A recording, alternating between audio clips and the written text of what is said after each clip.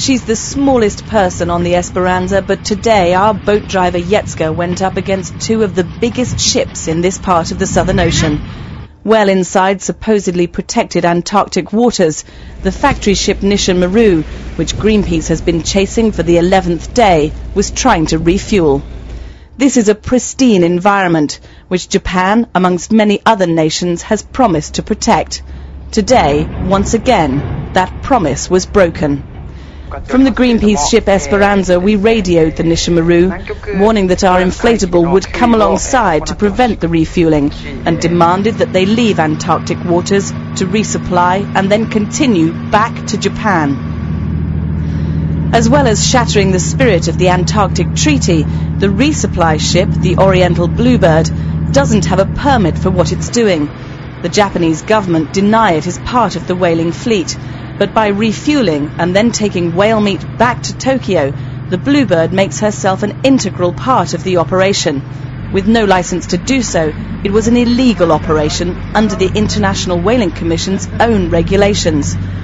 Despite knowing and seeing that our boat was between them, the Oriental Bluebird edged towards the Nisha Maru. Between the two 120-metre, 8,000-ton ships was Jetska as driver, Heath as crew, and 7.5 metres of Greenpeace rubber boat. I don't think we endangered them in any way or had any impact on the navigation, because we notified them beforehand. We radioed them to inform them of our intentions. They could clearly see where we were at all times, and they were moving at a very slow pace.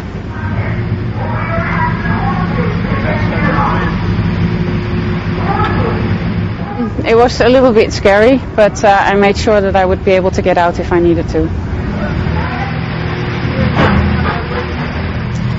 Eventually, Jetska and Heath had to get out of the way.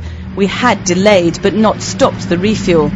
But as well as the refuel, the Nisha Maru was also transferring whale meat, already boxed into neat parcels for a market that doesn't even exist in Japan. So we went back to document this additional use of the Oriental Bluebird to further prove her connection with the fleet. Our attention was not welcome, and soon the hunter ships had a new prey, the Greenpeace boats.